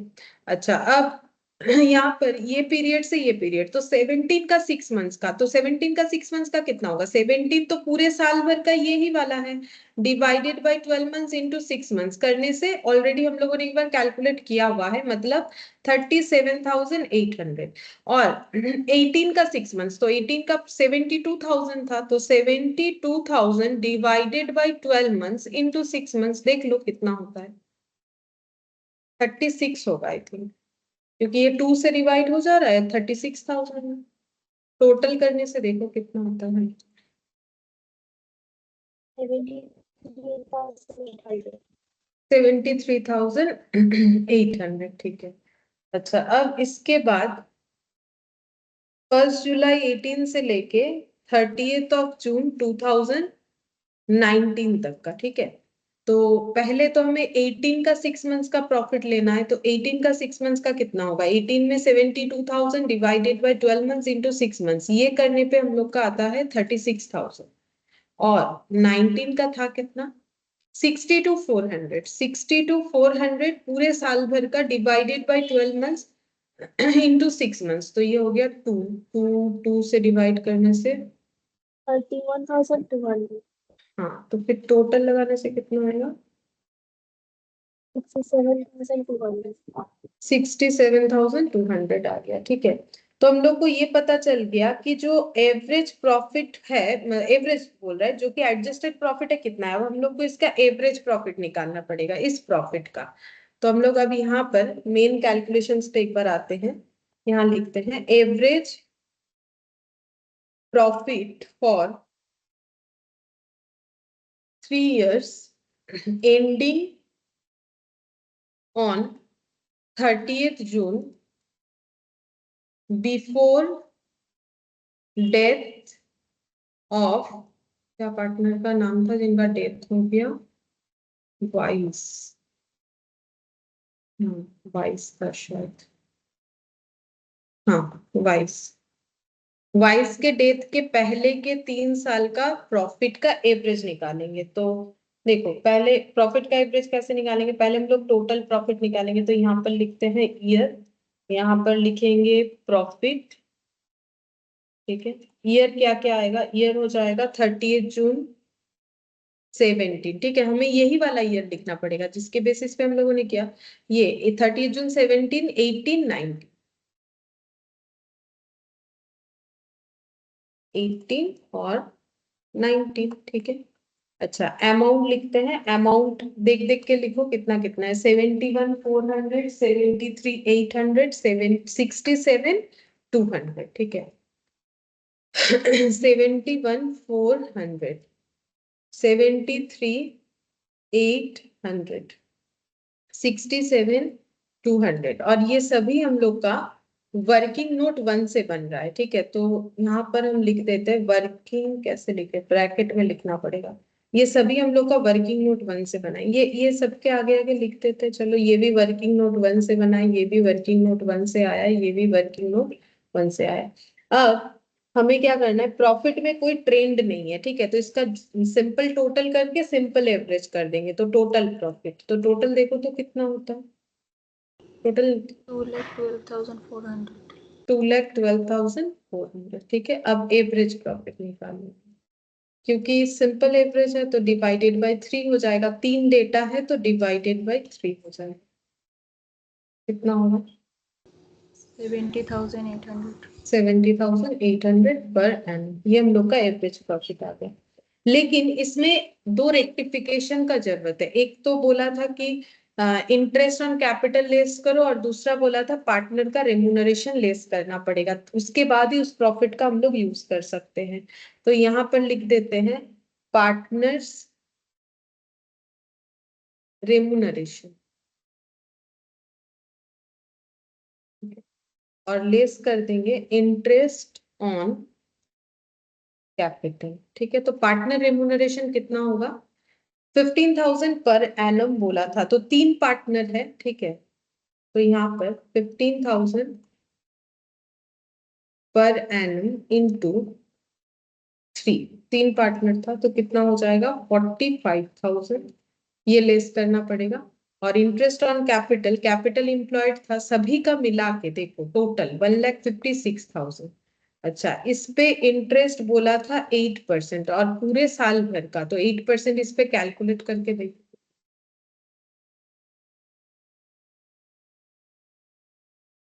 12,480, ठीक है। अच्छा, अब ये दोनों मुझे एडजस्ट करना है, ये भी पर एनम है, ये भी पर एनम है, ये भी पर एनम में हो जाएगा। अब तुम लोग ऐसा सोच सकते हो, मे भी तुम लोग के दिमाग में ऐसा आ सकता है, इसको हम लोगों ने इस तरीके से क्यों नहीं लिखा, इस प्रॉफिट को अगर इस तरीके से लिखोगे तो भी हमारा बात एक ही होगा ना। देखो, हमें 3 साल का दिखाया है, तो हम लोगों ने तो प्रॉफिट का एवरेज, जैसे कि देखो हम लोग अगर यहाँ पर इस पे लगाते हैं -45,000 -12,480, -45,000 -12,480, -45,000 -12,480, ये करने के बाद जो डेटा आएगा उसको डिवाइडेड बाय 3 करने से जो आंसर आएगा, अभी जो प्रोसेस करें उसमें भी सेम ही आंसर आएगा। अब ये क्यों कर रहे हैं, क्योंकि अगर मेरा डिडक्शन एक ही जैसा वैल्यू है तो क्यों ना हम इसको पहले एवरेज कर ले और एक ही बार डिडक्ट करें, अदरवाइज मुझे इतने बार लिखना पड़ेगा, तो उस शॉर्टकट के लिए कर रहे हैं। और ये चीज मैंने तुम लोग को एक क्वेश्चन में दिखाया भी था, फर्स्ट डे या सेकेंड डे ऐसा, ठीक है। तो अगर हमारा ऐसा है तुम लोग इस तरीके से करेंगे, फिर हर बार क्यों लिखे, तो adjusted average profit, average profit निकाल के उसको एडजस्ट करो, अगर हर साल एडजस्टमेंट का डेटा हम लोग का सेम है।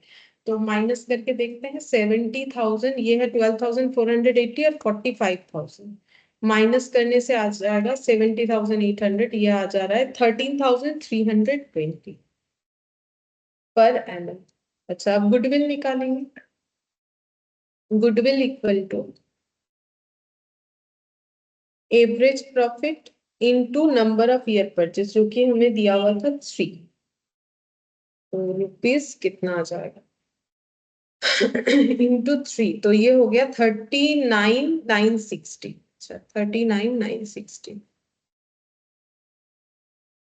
39,960। अब इसमें वाइज का शेयर, जिसका डेथ हो गया उसी को तो देना है, इसीलिए तो कैलकुलेशन वाइजेस शेयर, उनका शेयर कितना होगा, जितना प्रॉफिट शेयर वो करते थे उतना ही उनको देना पड़ेगा। तो वो प्रॉफिट शेयर कितना करते थे, वाइज 4/10, 3 + 3 + 4, 4/10, ठीक है। तो ये कितना आ रहा है, चेक करते हैं, 15,980. 15,980 रुपीज, 15,980, ये हो गया वाइज का शेयर। अच्छा, अब हमें बोला था एंट्री पास कर दो, तो वाइज का शेयर ऑफ गुडविल कौन कंपेंसेट करेगा? जो गेनिंग पार्टनर है, ठीक है। अब गेनिंग पार्टनर कौन है? मेरे हिसाब से लग रहा है दोनों ही गेनिंग है, देखो, क्योंकि पहले मिलता था 3/10 3/10, अभी मिलता है 1/2 1/2, तो 3/10 मतलब 30% होता है, 1/2 का मतलब होता है 50%। फिर भी हमें कर लेना चाहिए, वो तो हम तुम लोग को समझाने के लिए बोल रहा है, करके तो दिखाना पड़ेगा, ठीक है। तो यहाँ पर लिखते हैं वाइस, क्लेवर और डन। ओल्ड जो इनका रेशियो था वो था कुछ ऐसा 4/10 3/10 3/10, और न्यू जो रेशियो था उसमें वाइस तो नहीं रहे, ये हो गया हाफ और हाफ, क्योंकि क्वेश्चन में बोला था ना कि ये लोग इक्वली प्रॉफिट को शेयर करेंगे। कहाँ वो लाइन चला गया? बोला था इन्हीं पर, को दिखाते हैं।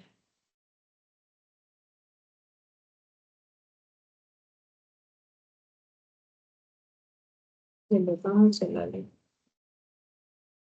हाँ ये रहा, ये देखो इक्वली, ठीक है, इक्वली। यहाँ पर ये देखो इक्वली शेयर करेंगे, तो इसलिए मैंने ये कर दिया। अब देखते हैं गेन होगा, ठीक है, इन दोनों का गेन होगा। तो ये देखो 3/10 माइनस 1/2, तो ये हो जाएगा 10 3/5, मतलब -2/10, तो ऑब्वियसली ये वाला वैल्यू ज्यादा है, ठीक है। और ये भी देखो 3/10 माइनस हाफ, सेम डेटा है, देख देख के कॉपी पेस्ट कर लो। गेनिंग रेशियो, गेनिंग रेशियो 2/10 2/10, यानी कि 1:1, ठीक है। आधा आधा अपने अंदर बांट लेंगे, ठीक है, आधा आधा डिस्ट्रीब्यूट कर लेंगे। तो एंट्री कर देते हैं, एंट्री हो जाएगा सीज कैपिटल अकाउंट डेबिट, सी मतलब क्लेवर, ठीक है, अभी हम पूरा और नहीं लिख रहे। Seize capital account debit, D यानी डल्स कैपिटल अकाउंट डेबिट, इन दोनों को कंपेंसेट करना पड़ेगा, किसको? वाइस को। डब्ल्यूज कैपिटल लिख दिया मैंने, ठीक है। कितना देना पड़ेगा? 15,984। कैसे देना पड़ेगा? Half half. अब इसका देखो हाफ करने से कितना आता है, तब तक हम लिख रहे हैं बीइंग गुडविल एडजस्टेड। बताओ कितना आएगा आधा आधा करने से? 7,992. 7,992 7,992, ठीक है। तो दोनों का सेम हो गया आंसर, बस कंप्लीट हो गया। ये क्वेश्चन वैसे कुछ भी ज्यादा टफ नहीं है, बाकी हम लोगों ने ऐसा क्वेश्चन, इसमें मेन जो है वो ये वाला जो है, मुझे ये ज्यादा ठीक लगता है कि हाँ इस वजह से इस क्वेश्चन को करना चाहिए। बाकी अगर देखें तो ऐसा एडजस्टमेंट हम लोगों ने काफी किया हुआ है, ठीक है। और अगर एडजस्टमेंट का ही क्वेश्चन देखो तो 11th नंबर वाला क्वेश्चन काफी अच्छा है, लेकिन देखो एडजस्टमेंट कुछ भी दे सकता है, तो हमें हर एक एडजस्टमेंट क्यों कैसे होता है सारी चीजों का पता इसीलिए होना चाहिए। चलो हम लोगों ने गुडविल कंप्लीट कर लिया, वैल्यूएशन ऑफ गुडविल। अब हम लोग इसका जो है एमसीक्यू वो भी कर लेते हैं। देखो सबसे पहले यहाँ पर बोला है goodwill is intangible asset therefore it can not be valued. बोलो ये ट्रू होगा कि फॉल्स होगा?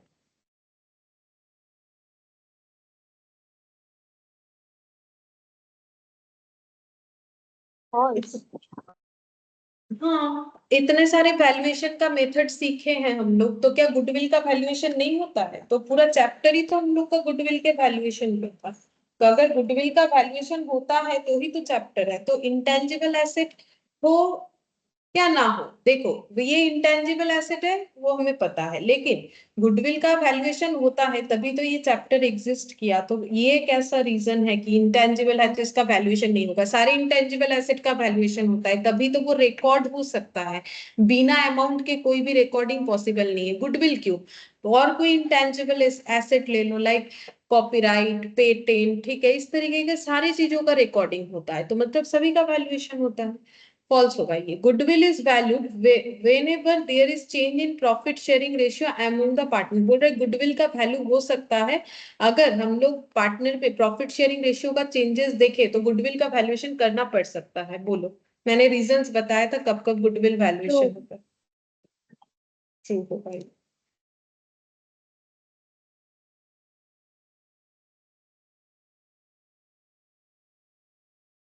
तो ये आंसर हम लोग का क्या हो जाएगा?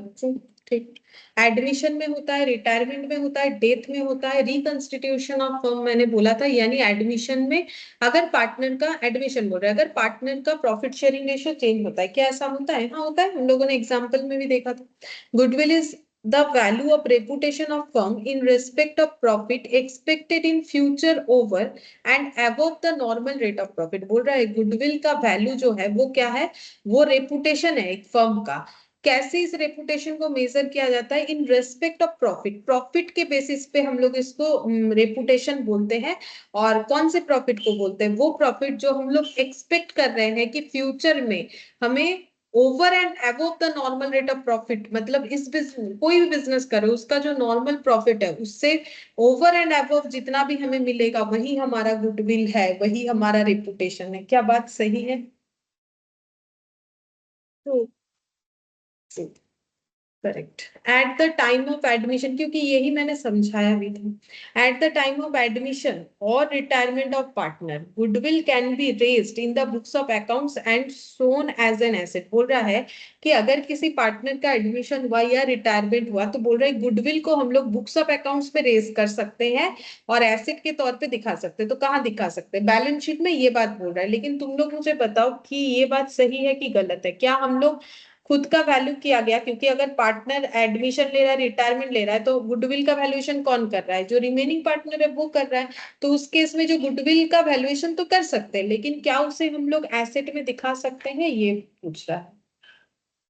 नहीं, नहीं, क्यों नहीं दिखा सकते? बोलो, सही हुआ आंसर। क्योंकि सिर्फ परचेज्ड गुडविल दिखा सकते हैं एसेट्स में, वैल्यूड गुडविल नहीं। हाँ, क्योंकि वो एएस ये है सेल्फ जनरेटेड, एएस 26 हमें इस बात से मना कर रखा है। ठीक है, तो फिर ये हम लोग का आंसर फिर क्या हो जाएगा? फॉल्स, हम लोग नहीं दिखा False. सकते। Only simple average method can be used for valuation of goodwill. क्या ऐसा कोई बात है? False. बहुत सारे मेथड होते हैं, ऐसा कोई बात नहीं। Super profit means excess of actual average profit over normal profit. क्या ये जो डेफिनेशन है सुपर True. प्रॉफिट पे सही है? क्योंकि सुपर प्रॉफिट का मतलब नॉर्मल प्रॉफिट जो है उससे हम लोग जितना ज्यादा कमाते हैं। और वो कैसे आइडेंटिफाई करते हैं? एक्चुअल एवरेज प्रॉफिट और नॉर्मल प्रॉफिट के डिफरेंस को देखते हुए। Seventh, normal profit means profit earned by similar companies in the same industry। ये बात सही है? True, obviously. नॉर्मल प्रॉफिट का मतलब कि प्रॉफिट अगर अर्न कर रहे सिमिलर कंपनीज, मतलब एक ही तरह का कंपनी जो कि सेम इंडस्ट्री के अंदर आता है, तो वही नॉर्मल प्रॉफिट हुआ। Normal profit depends upon normal rate of return and past profit. क्या ये बात सही है कि नॉर्मल प्रॉफिट डिपेंड करता है normal rate of return and past profit पे?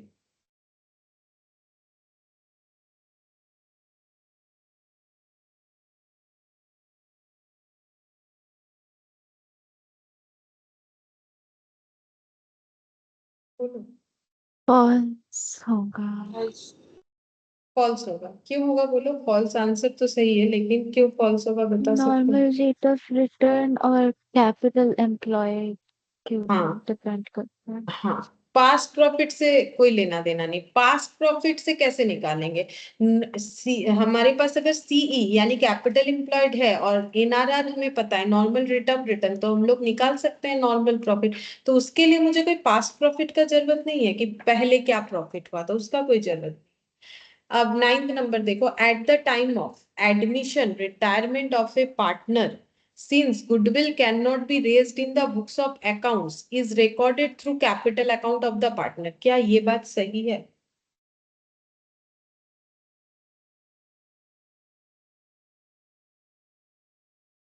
हाँ, सही है।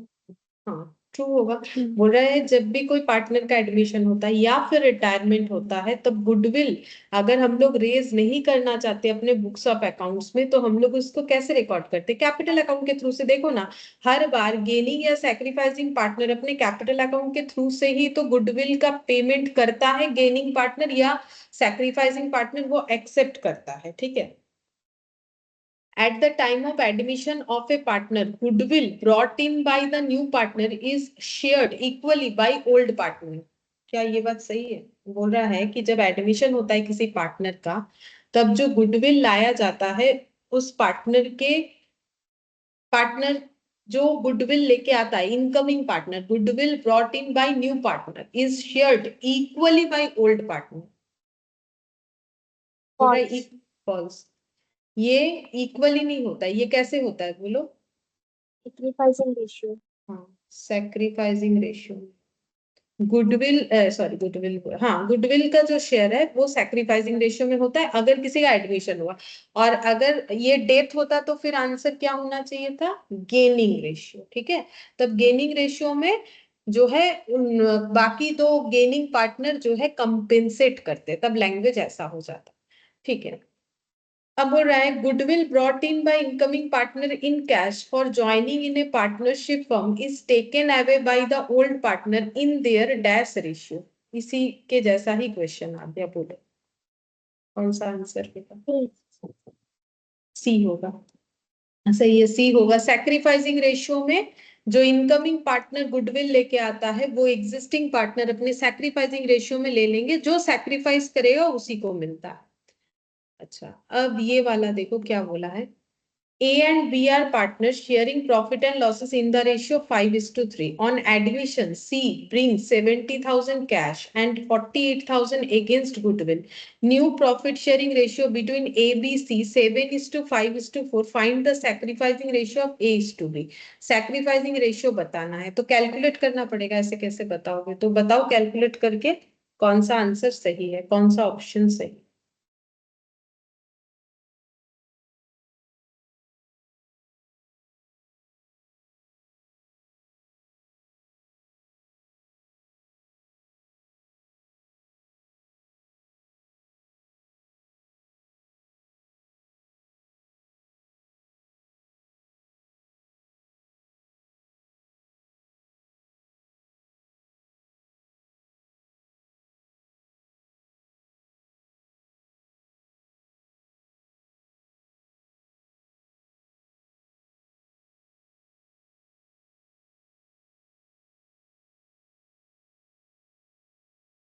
Three is to one. Answer A होगा।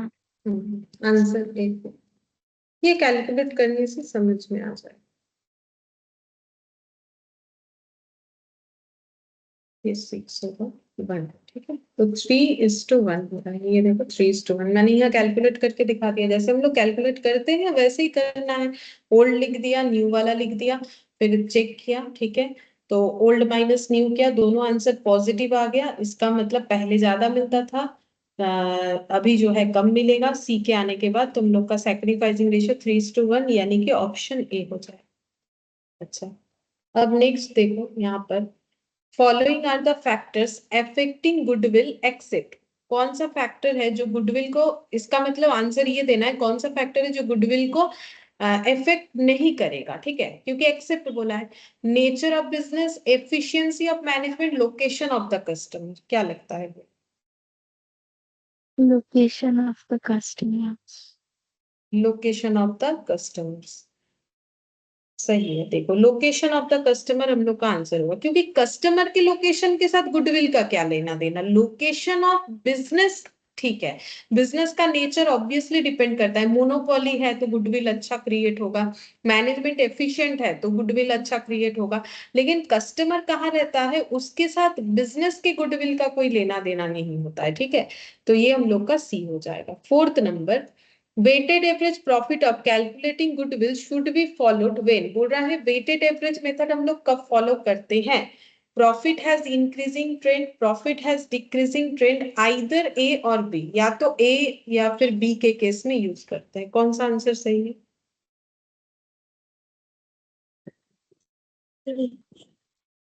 ठीक है, दोनों केस में ही होता है। इंक्रीजिंग हुआ तो भी वेटेड एवरेज, डिक्रीजिंग हुआ तो भी वेटेड एवरेज। अच्छा, 5th number, in the absence of any provision in the partnership agreement profit and losses are shared. बोल रहा है कि अगर पार्टनरशिप एग्रीमेंट नहीं है तो प्रॉफिट लॉस कैसे शेयर होगा? In the ratio of capital, equally in the ratio of loan given by them to partnership firm. कौन सा सही? Equally. इक्वली। ठीक है, ऑप्शन इक्वली होगा 5th नंबर का। अच्छा, अब 6th नंबर में देखो, The profit and losses for the last 4 years, 16-17 losses 10,000, 17-18 again losses 2,500, 18-19 profit, 19-20 profit. The average capital employed in the business is 2 lakh. The rate of interest expected from capital investment 12%. मतलब ये expected rate of return यानी वही normal rate of return कि हमें लगता है इस business से हम लोग इतना return कर लेंगे. Remuneration of partner is estimated to be 1,000 per month, not charged in the above losses or profit. बोल रहा है पार्टनर को रेम्यूनरेशन दिया जाता है लेकिन जिसका इम्पैक्ट ये प्रॉफिट लॉस में नहीं किया गया है. Calculate the value of goodwill on the basis of 2 years purchase of super profit based on average of 4 years. ठीक है, तो हमें सुपर प्रॉफिट मेथड का यूज करके गुडविल कैलकुलेट करके बताना है. तो बताओ तुम लोग. इसके बाद एक ही क्वेश्चन है 7th नंबर. ये कैलकुलेट करना पड़ेगा, ये ऐसे ही पॉसिबल नहीं है. तो कैलकुलेट करके मुझे बताओ ये आंसर क्या होगा 6th नंबर का.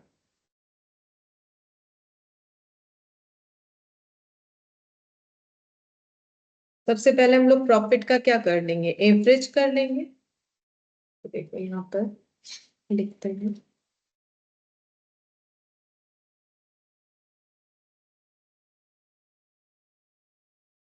एमसीक्यू का 6th number. Average profit for last 4 years. तो यहाँ पर 16-17 का था, 17-18 था, 18-19 था और 19-20 था. ठीक है, ये ईयर. अच्छा, प्रॉफिट और लॉस दोनों चीज है. तो 16-17 का देखो लॉस है 10,000 तो नेगेटिव में दिखाएंगे. अच्छा, इसके बाद फिर से लॉस 2,500. नेक्स्ट 2 ईयर प्रॉफिट है 98 और 76, 98,000 और 76,000. सबसे पहले निकाल लेंगे टोटल प्रॉफिट क्योंकि देखो ट्रेंड नहीं है तो वेटेड एवरेज नहीं लगेगा. तो टोटल प्रॉफिट कितना हो जाएगा चेक करते. 1,61,500. अच्छा हाँ, 1,61,500 ये हम लोग का हो गया टोटल प्रॉफिट. ठीक है, अब एवरेज प्रॉफिट निकालेंगे. 161,500 डिवाइडेड बाई 4. देखो कितना होता है. 40,375. 40,375 ये हो गया हम लोग का एवरेज प्रॉफिट. अच्छा, लेकिन इसमें मुझे कुछ एडजस्टमेंट करना है. क्या बोला था यहाँ पर, रेम्यूनरेशन पार्टनर का जो है वो माइनस होना चाहिए. मतलब वो चार्ज नहीं किया हुआ है तो चार्ज करना पड़ेगा क्योंकि मुझे तो एडजस्टेड प्रॉफिट चाहिए, मुझे गुडविल निकालना है. तो अगर हम पार्टनर को कुछ पेमेंट करते हैं तो मेरा प्रॉफिट इतना थोड़ी ना दिखेगा, जितना पेमेंट करते हैं उतने से कम दिखेगा. तो रेम्यूनरेशन मुझे माइनस करना पड़ेगा, नहीं तो मेरा प्रॉफिट एडजस्ट नहीं होगा. तो हम रेम्यूनरेशन को माइनस करते हैं. माइनस इसीलिए करते हैं क्योंकि इसके वजह से प्रॉफिट कम होगा. ठीक है, तो मुझे अपने बिजनेस का ट्रू प्रॉफिट बताना है. तो अगर खर्चा है तो उसे रिकॉर्ड करना चाहिए. 1,000 पर मंथ है. ठीक है, तो बोलो कितना होगा ईयरली. 12,000. एक साल में कितना होगा 12,000. तो एडजस्टेड एवरेज प्रॉफिट कितना आएगा बोलो.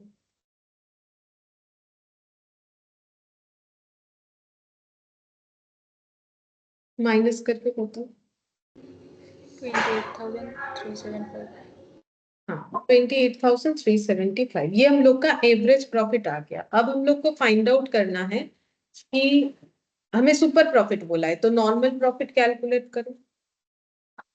Normal profit. ठीक है, नॉर्मल प्रॉफिट कैसे आएगा, capital employed into normal rate of return. ठीक है, तो कैपिटल एम्प्लॉयड कितना है क्वेश्चन जरूर देगा हमें, 2 लाख. ठीक है, और 12%. तो यहाँ पर लिखेंगे 2 लाख और ये हो गया हम लोग का 12%. तो देख लो कितना आता है 24,000.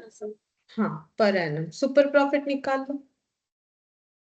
सुपर प्रॉफिट कितना होगा 28,375. ये इनका प्रॉफिट है. नॉर्मली लोग इतना कमा लेते हैं तो ये एक्स्ट्रा कितना कमा रहे हैं माइनस करके देख. $4,370. 75, 4,370 बस। अब गुडविल निकल जाएगा, गुडविल निकालो।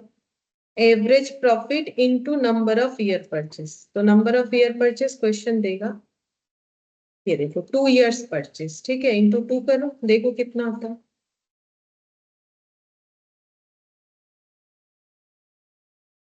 8750 देख लो। हाँ, तो अब देखते हैं ऑप्शन है कि नहीं है, तो ऑप्शन बी आंसर होगा, ठीक है। तो ये हम लोग का गुडविल का वैल्यूएशन हो गया। तो ये था तो एमसीक्यू में, लेकिन टाइम टेकिंग है, ठीक है। इजीली हाँ कैलकुलेटर में भी चाहो तो कर सकते हो, जल्दी जल्दी हो जाएगा, वो प्रैक्टिस के ऊपर डिपेंड करता है।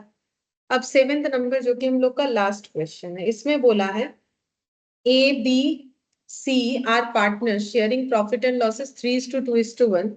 They decide to change their profit sharing ratio 2:1. तो पहले था 3:1, अब ये लोग करना चाहते हैं 2:1, ठीक है। तो ना कोई एडमिशन है, ना रिटायरमेंट है, ना डेथ है, सिंपल एग्रीमेंट चेंज है। To give effect to this new profit sharing ratio they decide to value goodwill at 30,000। तो वो तो हम लोगों ने पहले ही सीखा हुआ है कि इस केस में भी गुडविल का वैल्यूएशन किया जा सकता है। इन्होंने किया है 30,000। Pass the necessary journal entry if goodwill not appear in the old balance sheet and should not appear in the new balance sheet। बोल रहा है गुडविल ना पहले कभी इनके बैलेंस शीट में था, ना अभी कभी आएगा। तो अभी क्यों नहीं आएगा? क्योंकि AS 26 हमें मना करता है कि हम लोग सेल्फ जनरेटेड गुडविल को नहीं दिखा सकते। प्रीवियसली इनके बैलेंस शीट में कोई गुडविल क्यों नहीं था? शायद इनका कोई परचेस गुडविल था नहीं। तो अगर इन्होंने उस तब भी अगर कोई सेल्फ जनरेटेड गुडविल देखा था, तो वो जो है वो रिकॉर्ड नहीं कर सकते बैलेंस शीट में, क्योंकि AS 26 हमें मना करता है। तो बोल रहा है ना तो पहले गुडविल इनके पास था बिजनेस में, ना तो अब इनके पास सॉरी, ना तो पहले बैलेंस शीट में कोई गुडविल था, ना तो अब बैलेंस शीट में कोई गुडविल है, ठीक है। इनके पास गुडविल है तो ये वैल्यू करके बोल रहे हैं, लेकिन वो दिखा नहीं सकते। अब हमें बताना है कि एंट्री क्या होगा, क्योंकि ऑप्शन सारे एंट्री पे है। तो देखो एंट्री क्या होना चाहिए कि जो सैक्रिफाइसिंग पार्टनर है उसका कैपिटल क्रेडिट होगा और जो गेनिंग पार्टनर है उसका कैपिटल डेबिट होगा। तो पहले तुम लोग क्वेश्चन को सॉल्व कर लो, फिर हम लोग ऑप्शन के साथ चेक करेंगे हम लोग का कौन सा आंसर होगा, ठीक है। तो कैसे करके चेक करोगे? तो ये 7th नंबर लिखो यहाँ पर, ठीक है। 3 पार्टनर है ABC, ठीक है। ओल्ड और न्यू रेशियो लिखते हैं और देखते हैं किसका सैक्रिफाइस हुआ और गेन हुआ जो एग्रीमेंट चेंज होने पे। तो रेशियो है हम लोग का पुराना वाला 3:1, मतलब 3/6, 2/6, 1/6। और जो नया वाला रेशियो है वो 2:1 है, मतलब 2/5, 2/5 और 1/5। अब देखते हैं गेन है कि सैक्रिफाइस है, ठीक है। तो 3/6 हम ओल्ड माइनस न्यू ही कर रहे हैं, ठीक है। तो यहाँ पर हो गया 30, 15, 12, तो ये हो गया 3/30। तो देखो आंसर मेरा पॉजिटिव आया, तो ये पहले ज्यादा था, यानी इनका सैक्रिफाइस है। फिर नेक्स्ट देखो 2/6 माइनस 2/5, तो यहाँ पर हो गया 30, 10, 12, तो ये देखो माइनस में आ गया। तो इनका क्या है? गेन है। कैसे पता चला? क्योंकि ये दोनों वैल्यू में से ये वाला वैल्यू बड़ा है, तभी मेरा आंसर नेगेटिव आया। ये कौन सा वैल्यू है? न्यू वैल्यू, तो अभी ज्यादा मिल रहा है, ठीक है। और ये सी का भी देखो 1/6, 1/5, तो ये हो गया 35 और यहाँ पर हो गया 6 माइनस 1/30, तो इनका भी हो गया गेन। तो जो रेशियो है वो चेंज होने के बाद 2 पार्टनर का गेन और एक का हुआ है सैक्रिफाइस। अब इसमें एडजस्टमेंट कैसे होगा? तो गुडविल में एडजस्टमेंट करना है।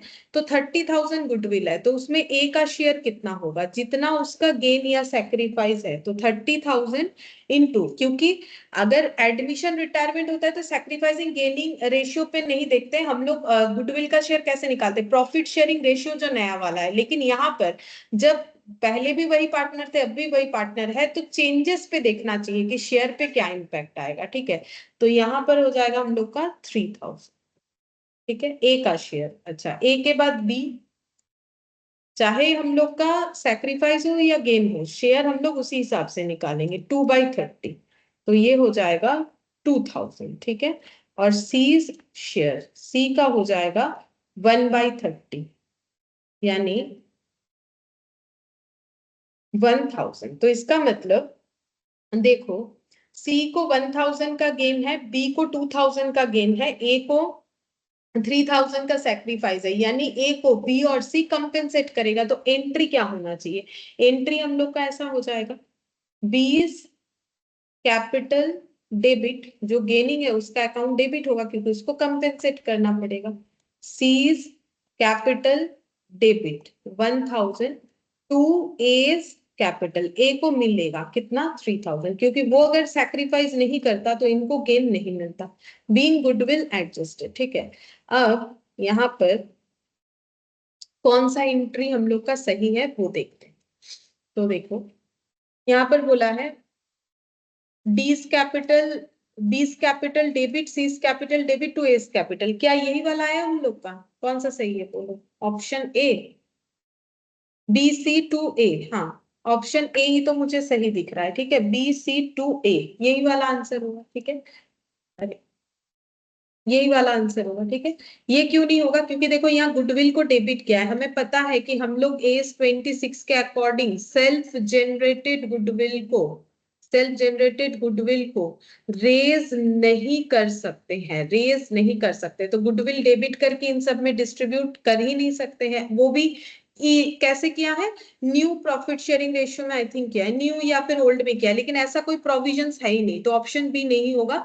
और ऑप्शन सी में क्या किया है? यहाँ पर 2:2:1 में गुडविल को क्रेडिट कर दिया है, तो हम लोग को ना गुडविल डेबिट करना है ना गुडविल क्रेडिट करना है, ठीक है। लेकिन एक चीज बताते हैं, कभी कभार क्वेश्चन में हम लोग गुडविल क्रेडिट कर सकते हैं। ये कब होता है? देखो, अगर मेरे पास, अगर पार्टनर लोगों के पास किसी तरीके का परचेज गुडविल पहले से है और एडमिशन, रिटायरमेंट या डेथ हो रहा है, तो उस केस में एग्जिस्टिंग गुडविल को राइट ऑफ करना पड़ता है। तो ये एक नोट लिख लो, इस पे कोई क्वेश्चन हमें यहाँ नहीं मिला है, लेकिन जब हम टेस्ट लेंगे ना तो वहां पर तुम लोग को इस तरीके का क्वेश्चन मिल सकता है। तो उसमें कुछ नहीं, तुम लोग को क्या करना है, अगर कोई भी, हम लिख देते हैं, अगर कोई भी, if goodwill already appeared in old balance sheet, ठीक है, पुराने बैलेंस शीट में अगर गुडविल ऑलरेडी अपीयर कर रहा है। अब अपीयर तभी कर सकता है अगर वो परचेज गुडविल है, अदरवाइज वो अपीयर करेगा ही नहीं। अगर अपीयर कर रहा है then always write off the goodwill among the old partner, among the old partner in old PSR, old PSR में हमें राइट ऑफ करना है, चाहे कंडीशन कुछ भी हो। और उसका एंट्री कैसे होगा? उसका एंट्री ऐसे हो जाएगा, ओल्ड पार्टनर्स कैपिटल डेबिट होगा। क्यों डेबिट करना पड़ेगा? क्योंकि देखो, मुझे अगर गुडविल को राइट ऑफ करना है, गुडविल एक एसेट होता है, डेबिट आइटम है, उसे राइट ऑफ करेंगे तो वो क्रेडिट हो जाएगा। तो ओल्ड पार्टनर्स कैपिटल सभी का होगा, वहां कुछ सैक्रिफाइसिंग गेनिंग देखना ही नहीं। Old partners capital account debit कैसे करना है? इन PSR, जो प्रॉफिट शेयरिंग रेशियो, उसमें टू गुडविल। ये हमें कर देना है अगर ऐसा क्वेश्चन आया तो, ठीक है। यहाँ नहीं है, अगर आए तो ये बात तुम लोग जरूर याद रखना, एक ये एक्स्ट्रा एंट्री और कुछ नहीं, ये तुम लोग को करना पड़ेगा अगर ऐसा होता है। गुडविल अगर ऑलरेडी अपीयर करता है ओल्ड बैलेंस शीट में, तो पहले उसे राइट ऑफ करो, उसके बाद जो भी ट्रीटमेंट करना है बाकी चीजों का करना पड़ता है। तो ये एक एक्स्ट्रा पॉइंट याद रखो, कोई क्वेश्चन आएगा, यहाँ तो नहीं है क्योंकि हम लोग कंप्लीट कर चुके। देखते हैं एडमिशन वगैरह कहीं पर भी अगर आता है तो हम बताएंगे, ठीक है। तो एक बार ये नोट डाउन कर लेना चाहिए, ठीक है। फिर हम लोग का जो है वैल्यूएशन ऑफ गुडविल कंप्लीट हो गया। नेक्स्ट क्लास में हम लोग एडमिशन ऑफ पार्टनर जो है वो स्टार्ट कर सकते हैं, ठीक है। फिर आज इतना ही।